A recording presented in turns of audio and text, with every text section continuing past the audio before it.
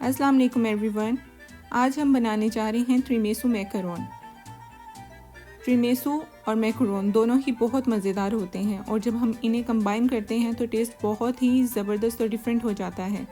میں نے اس ویڈیو میں ٹرائی کیا ہے کہ میں آپ کو بیسٹ وے بتاؤں جس سے آپ کے میکرون بالکل ٹھیک بنے اور خراب نہیں ہوں. میں نے تھوڑی سی ریئل ٹائم ویڈیو بنائی ہے تبھی یہ ویڈیو تھوڑے سی لمبی ہے، لیکن یہ video will definitely worth your time. So video کو کمپلیٹ دیکھیے گا، ہر چیز کو سمجھیے گا اور مکمل دیکھنے کے بعد، ہر چیز سمجھنے کے بعد ہی آپ میکرون بنائیں تو زیادہ بہتر ہے. چلے بنانے شروع کرتے ہیں. سب سے پہلے آپ کو ایک باؤل لینا ہوگا. اچھی طرح سے دھلا ہونا چاہیے آپ کا باؤل. اس میں فیٹ یا بالکل بھی چکنائی نہیں ہونی چاہیے، ادروائز یہ آپ کے ایگ وائٹ کے لیے بہت زیادہ پرابلم کریٹ کرے گا. یہاں پر میں اس کے اندر لیمن پھیر رہی ہوں تاکہ اچھی طرح سے اگر کہیں پر کوئی فیٹ رہ بھی گیا ہے تو وہ صاف ہو جائے. اس کے بعد آپ کے جو اسپیچولا اور جو پیڈلز ہیں، جو بھی آپ اسٹینڈ مکسر یوز کرنے والے ہیں یا ہینڈ مکسر یوز کرنے والے ہیں، آپ کے پاس جو بھی پیڈلز وغیرہ ہوں، آپ ان کے اوپر بھی اچھی طرح سے لیمن پھیر لیں تاکہ کہیں پر بھی فیٹ نہیں بچے. اس کے بعد ہمیں چاہیے ہوں گی ایگ وائٹس. یہاں پر میں نے لیے ہیں 100 گرام ایگ وائٹ. اسے میں نے رات کو ہی علیحدہ کر لیا تھا ایگ یولک سے، اور اس کے بعد آپ اسے رکھ دیں گے فریج میں تاکہ یہ تھوڑی سی ڈی ہائیڈریٹ ہو جائے. میکرون ایک ایسی چیز ہے جس میں ہر چیز ایگزیکٹ کوانٹٹی میں ڈالی جاتی ہے. تو یہاں پر میں نے ایک لیا ہے کچن اسکیل اور اس پہ میئر کروں گی میں اپنے گرینولیٹڈ شوگر، پاؤڈرڈ شوگر اور آلمنڈ فلاور. میکرونز میں بیسیکلی ڈلتی ہی 3 چیزیں ہیں: ایگ وائٹ، آلمنڈ فلاور اور شوگر. اوکے، سب سے پہلے آپ اسکیل کو کریں گے 0 اور ہمیں چاہیے ہوگا 100 گرام گرینولیٹڈ شوگر. کوانٹٹیز بالکل ایگزیکٹ ہونی چاہیے، میں آپ کو پھر بتا رہی ہوں.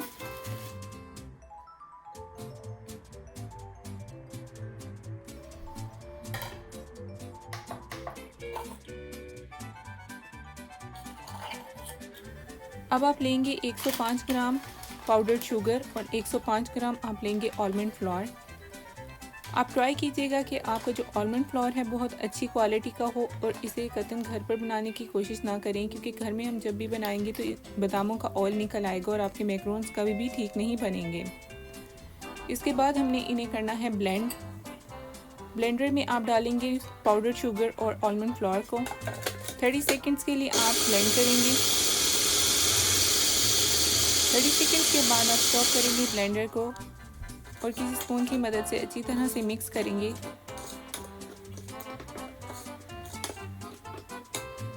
مکس کرنے کے بعد دوبارہ 15 سیکنڈ کے لیے آپ بلینڈر چلائیں گے.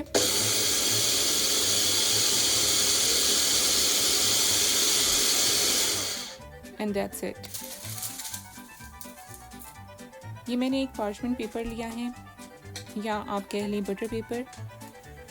اچھی طرح سے آپ انہیں چھانیں گے.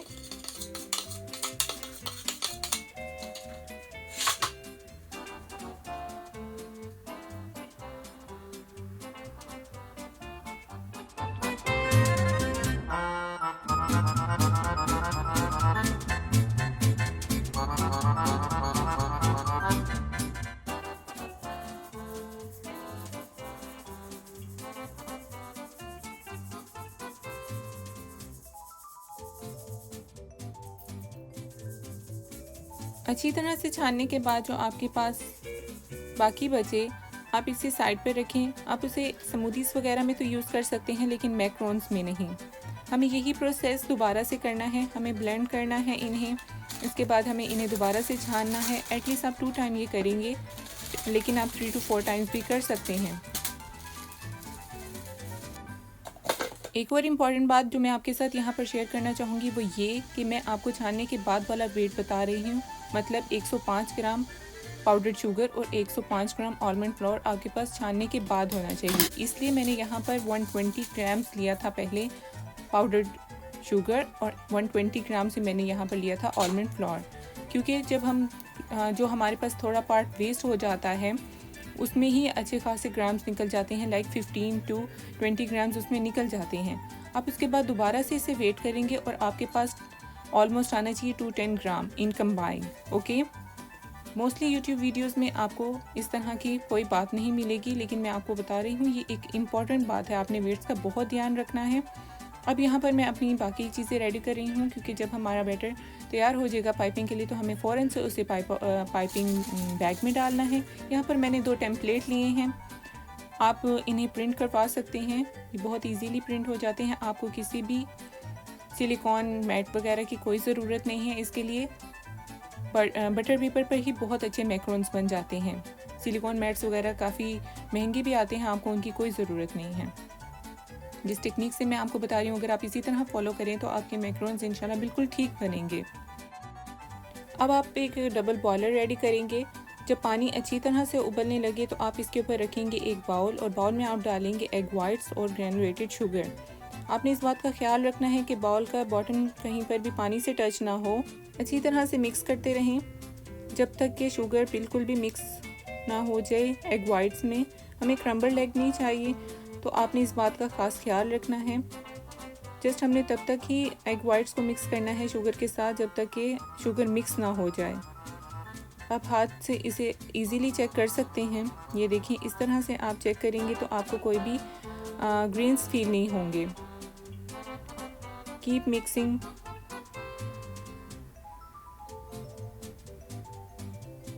ایگ وائٹس کو آپ نے جیسے ہی بوائلر سے اتارنا ہے آپ نے انہیں ہینڈ مکسر کے ساتھ بالکل لو سپیڈ پر مکس کرنا شروع کر دینا ہے۔ آلموسٹ 3 منٹس کے لیے آپ اسے بالکل لو سپیڈ پر رکھیں گے، یعنی کہ سپیڈ 1 پہ۔ 3 منٹس کے بعد آپ لیول 2 پر جائیں گے، اس کے 3 منٹ کے بعد لیول 3 اینڈ دین لیول 4۔ بالکل گریجولی آپ نے سپیڈ کو انکریز کرنا ہے۔ ہمیں بیسیکلی اسٹف پیکس چاہیے۔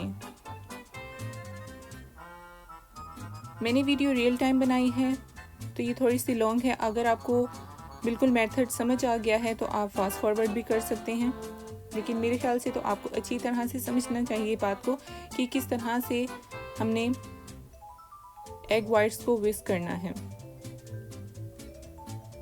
گریجولی آپ سپیڈ کو انکریز کریں گے۔ Always keep this thing in your mind.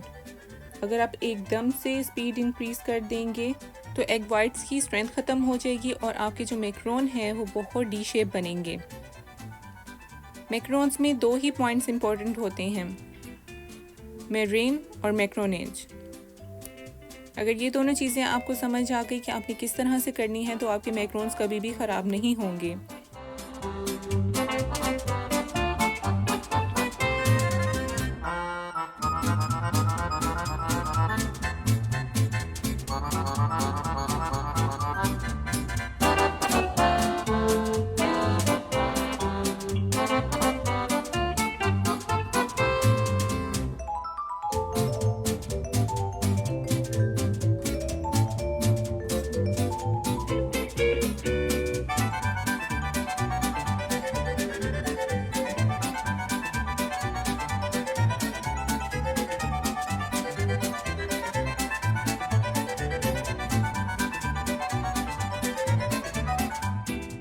High speed پر وسک کر رہی ہوں ایگ وائٹس کو، یہ دیکھیں ابھی بھی سافٹ پیکس ہیں، ہمیں بالکل اسٹف پیکس چاہیے۔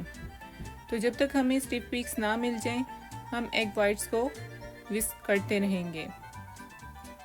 آلموسٹ مجھے 15 منٹ ہو چکے ہیں وسک کرتے ہوئے۔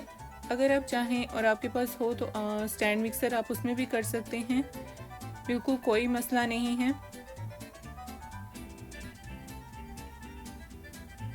کیپ وسکنگ۔ یہ دیکھیں اسٹف پیکس ہمیں آلموسٹ مل گئی ہیں، just 1 to 2 minutes more then it will be done۔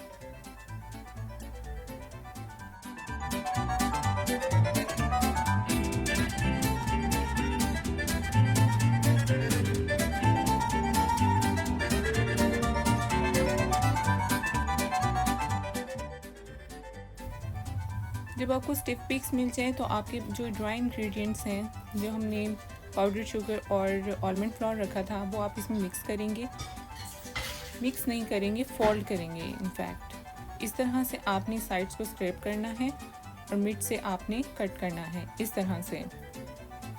میرے لیے یہ ٹیکنیک بیسٹ ہے. تو اگر آپ کو کوئی اور ٹیکنیک لگتی ہو جو آپ کے لیے بہتر کام کرتی ہے تو آپ وہ بھی یوز کر سکتے ہیں. میکرون ایک ایسی چیز ہے جس میں آپ کو خود چیزوں کو فائنڈ کرنا پڑتا ہے کہ وہ آپ کے لیے ورک کرتی ہیں یا نہیں. ٹرائی دس ٹیکنیک اور دیکھیں ریزلٹ کیسا آتا ہے. جینٹلی آپ نے بالکل یہ کام کرنا ہے سافٹ ہینڈ سے.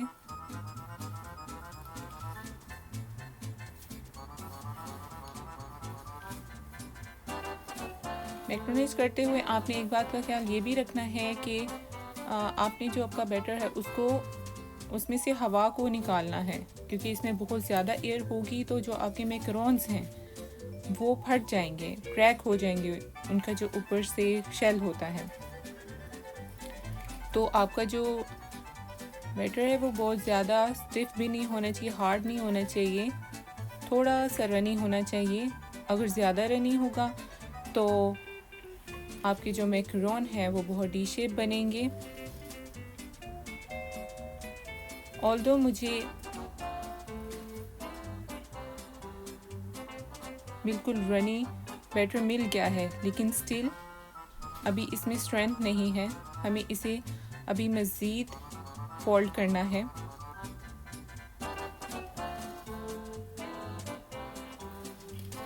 کیپ فولڈنگ جب تک کہ آپ کو رائٹ کنسسٹنسی نہیں مل جاتی. Still hard.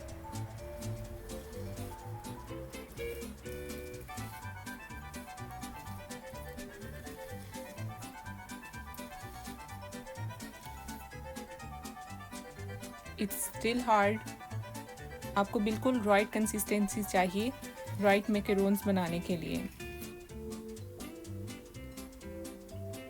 جب آپ اچھی طرح سے فولڈ کر لیں اور آپ کو لگے کہ آپ کے سب انگریڈینٹس مکس ہو گئے ہیں، تب آپ اسے time to time Hare 1-2 stroke کے بعد چیک کریں گے کہ آپ کی کنسسٹنسی بالکل ٹھیک ہو گئی ہے یا نہیں. اوور فولڈ نہیں آپ کریں گے. ابھی بھی ہماری کنسسٹنسی بالکل ٹھیک نہیں ہوئی.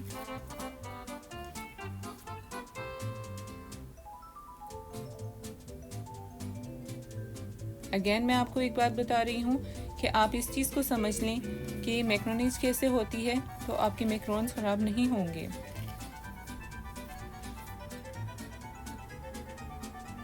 اب تھوڑا سا رنی ہونا شروع ہو گیا ہے جو بیٹر ہے، but still needs some folds.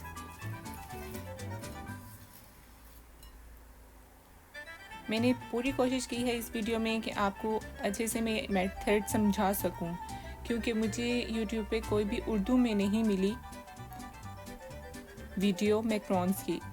تو اسٹل اگر آپ کو کوئی مسئلہ ہو تو you can just text me, you can comment me. I will definitely try to help you. میں آپ کی پوری کوشش کروں گی کہ میں آپ کی مدد کر سکوں. اور جب آپ میکرونز بنائیں تو اپنا جو ریزلٹ ہے وہ میرے ساتھ ضرور شیئر کریں.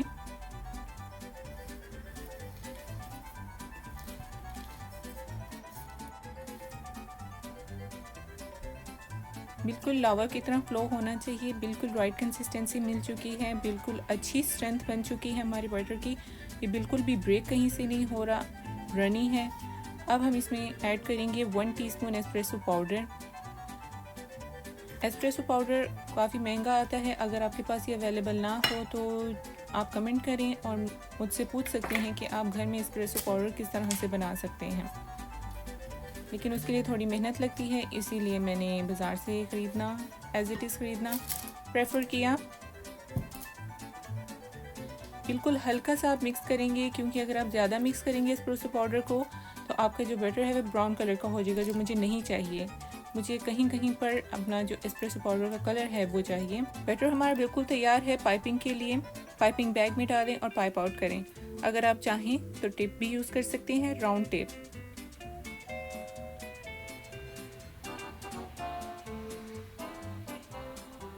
پائپ آؤٹ کرنے کے بعد میں میکرونز کو رکھ دوں گی آلموسٹ 20 منٹس کے لیے تاکہ اسکن ڈیولپ کر لیں. لیکن یہ جو ٹائم ڈیوریشن ہے آپ کے لیے ڈیفرنٹ ہو سکتی ہے. اٹ ڈیپینڈس کہ آپ کے انوائرمنٹ میں کتنی ہیومیڈیٹی ہے. آپ بالکل فنگر سے چیک کریں گے, اگر آپ کے فنگر پہ نہ چپکے جو بیٹر ہے تو بالکل ریڈی ہیں آپ کے میکرونز اوون میں جانے کے لیے. تو یہ ڈیپینڈ کرتا ہے آپ کے انوائرمنٹ پہ. بعض جگہوں پر یہ 1 گھنٹہ بھی ہو سکتا ہے, 1.5 گھنٹہ بھی ہو سکتا ہے, لیکن میرے لیے 20 منٹس بالکل فٹ ہوتے ہیں. سیکنڈلی آپ نے جو اوون ہے آپ کا دیکھنا ہے کہ وہ زیادہ آپ کے لیے کس ٹیمپریچر پر کام کرتا ہے. آپ گوگل کریں گے, ڈفرینٹ یوٹیوب ویڈیوز دیکھیں گے, وہاں پر وہ کہیں گے کہ 163 ڈگری سیلسیس پر آپ نے میکرونز کو پکانا ہے, یعنی کہ بیک کرنا ہے, وچ is not okay for me. میرے لیے ٹیمپریچر بالکل کام نہیں کرتا. میں نے ٹرائی کیا ہے اس ٹیمپریچر پر پکانے کی, لیکن میرے میکرونز جل جاتے ہیں. پائپ آؤٹ کرنے کے بعد آپ اس طرح سے ٹرے کو کریں گے ٹیپ ٹیبل پر, تاکہ جو ایئر ببلز ہیں وہ پھٹ جائیں. آلموسٹ 8 to 10 ٹائم آپ کو اس طرح سے کرنا ہوگا. اس طرح سے جو آپ کے میکرونز ہیں ان کے شیلز خالی نہیں ہوں گے. یہاں میں پین سے بالکل جو مجھے نظر آ رہے ہیں اوپر ببلز, انہیں میں نے سیٹ کیا ہے. یہ دیکھیں, میکرونز کو ٹیپ کرنے کے بعد جب میکرونز گیلے ہی ہوں, مینز ابھی انہوں نے اسکن ڈیولپ نہیں کی ہو, آپ ان کے اوپر کریں گے ڈسٹنگ کوکو پاؤڈر کے ساتھ. کیونکہ ہم ٹرمیسو میکرونز بنا رہے ہیں تو کوکو پاؤڈر تو اوپر ضرور ڈالیں گے. آپ چاہیں تو اپنی مرضی سے ڈسٹنگ کر سکتے ہیں. میں بالکل لائٹ سی ڈسٹنگ کر رہی ہوں, آپ چاہیں تو زیادہ ڈسٹنگ بھی کر سکتے ہیں. تو پھر میں آپ کو بتا رہی تھی اوون کے ٹیمپریچر کے بارے میں. میرے لیے 125 to 135 ٹیمپریچر بالکل فٹ ورک کرتا ہے. آپ نے تھوڑی سی نظر رکھنی ہے اپنے میکرونز پر جب آپ انہیں اوون میں ڈال دیں. جیسے ہی میکرونز آپ کے فیٹ ڈیولپ کر لیں, آپ ٹیمپریچر کو لو کر دیں گے.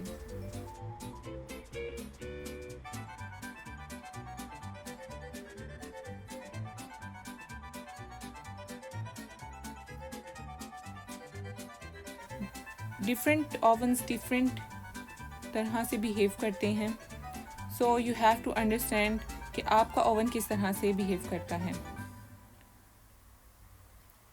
اب میں میکرونز کو 20 منٹس کے لیے رکھ دوں گی تاکہ اسکن ڈیولپ کر لیں. اس کے بعد میں انہیں اوون میں میڈل ریک پر رکھوں گی. آپ زیادہ اوپر بھی نہیں رکھیں گے اور نیچے بھی نہیں, میڈل ریک پر. جسٹ لائک میرے 5 ریکس ہیں تو میں 3rd ریک پر رکھتی ہوں اپنے میکرونز کو.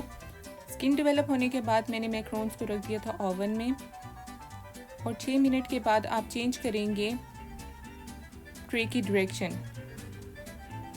تاکہ میکرونز ہر طرف سے اچھی طرح سے پک جائیں اور جو آپ کے ہاٹ سپاٹس ہیں وہ آپ کے میکرونز کو خراب نہیں کریں. یہ دیکھیں کتنے خوبصورت میکرون بنے ہیں, بالکل چھوٹے چھوٹے فیٹ, پرفیکٹ. آئی ہوپ جب آپ اس ٹیکنیک کے ساتھ بنائیں گے تو آپ کے میکرونز بھی بالکل پرفیکٹ ہوں گے. سیکنڈلی آپ کا اوون اگر کنویکشن والا نہیں ہے, مینز اس میں پنکھا نہیں ہے, تو آپ جب میکرونز کو ڈال دیں اوون میں تو آپ 3 منٹس کے بعد اپنے اوون کو تھوڑا سا اوپن کر دیں گے تاکہ جو اندر ہیومیڈیٹی ہے وہ ختم ہو جائے.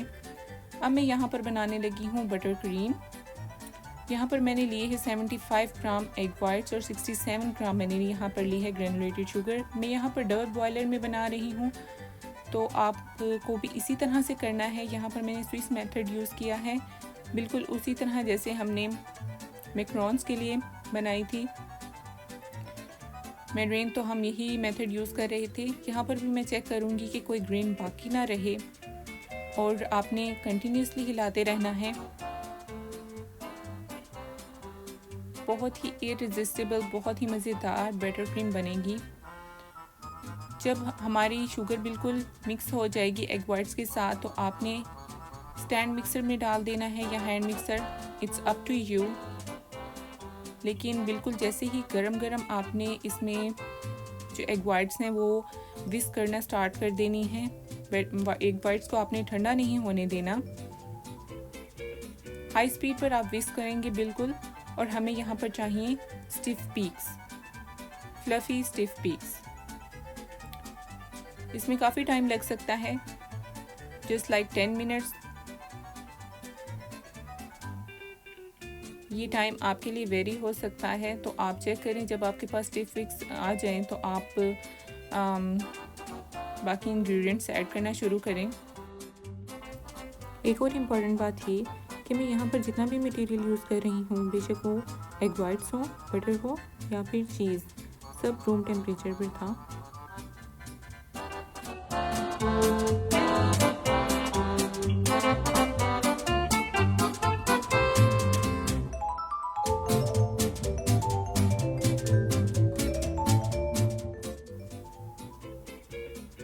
ایگ وائٹس اور شوگر آلموسٹ روم ٹیمپریچر پر آ چکے ہیں. جسٹ فیو سیکنڈز مور، پھر ہمیں مل جائیں گی اسٹف پیکس.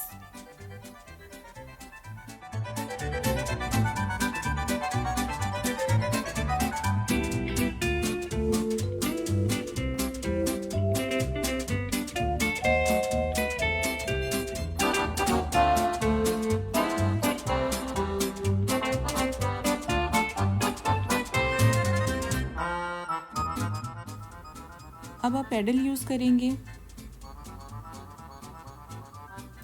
اور بٹر کو مکس کریں گے بالکل میڈیم سپیڈ پر. آپ نے ہائی سپیڈ پر بٹر نہیں ڈالنا ایگ وائٹس میں.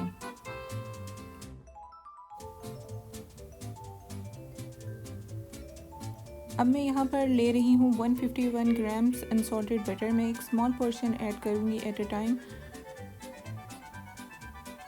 بٹر آپ کا سافٹ ہونا چاہیے، میلٹڈ بھی نہیں ہونا چاہیے اور ہارڈ بھی نہیں ہونا چاہیے. سافٹ کا مطلب یہ کہ جب آپ اسے پریس کریں تو وہ اپنی شکل مینٹین رکھے.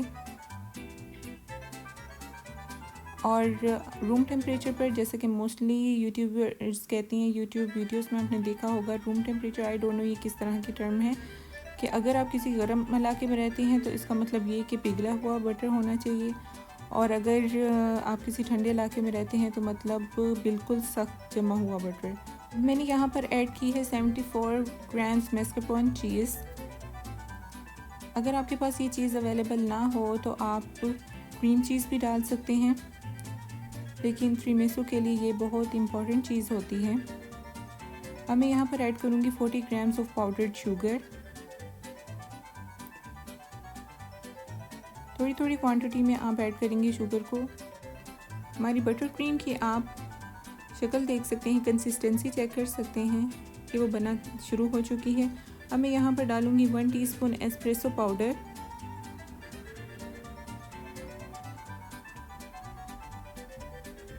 جسٹ فیو مور منٹس اور ہماری بٹر کریم بالکل ریڈی ہو جائے گی. یہاں پر میں ایک چٹکی ڈال رہی ہوں نمک، اور فیو ڈراپس میں نے ڈالے ہیں ونیلا ایسنس کے. اگر آپ کے پاس ونیلا ایکسٹریکٹ ہو تو آپ وہ بھی ڈال سکتے ہیں. اگر آپ ونیلا ایکسٹریکٹ ڈال رہے ہوں تو آپ ایٹ لیسٹ 1 ٹی اسپون تک ڈالیں گے ونیلا ایکسٹریکٹ کو. یہ دیکھیں بالکل ہارڈ پائپیبل ہماری بٹر کریم بالکل ریڈی ہو چکی ہے.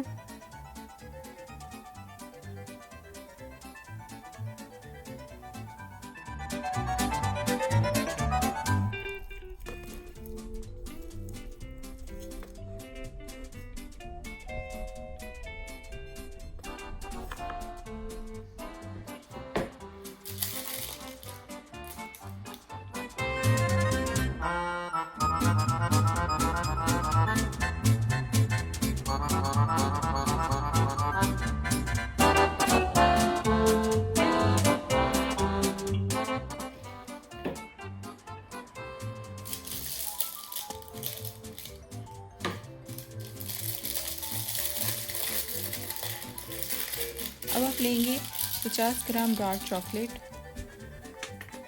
چھوٹی چھوٹی پیسز میں آپ اسے کٹ کریں گے.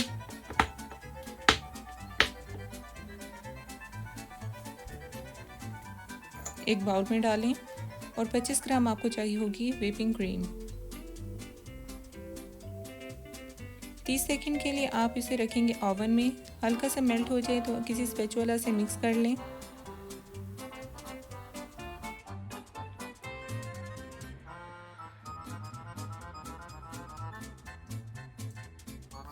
اب 1 ٹی اسپون آپ اس میں ڈالیں گے یا تو انسٹنٹ کافی مکس یا تو انسٹنٹ کافی.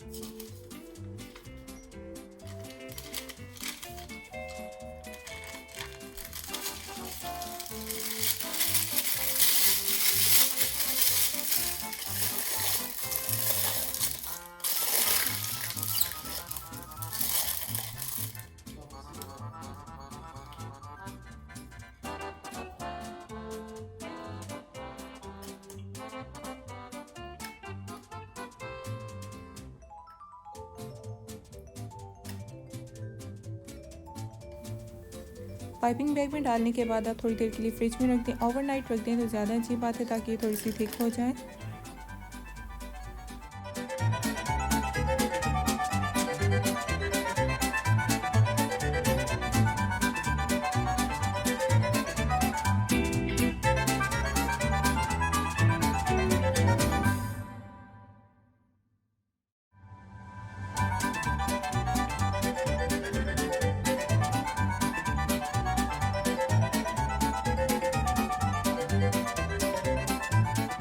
ہوپ آپ کے لیے یہ ویڈیو کافی ہیلپ فل ہوگی.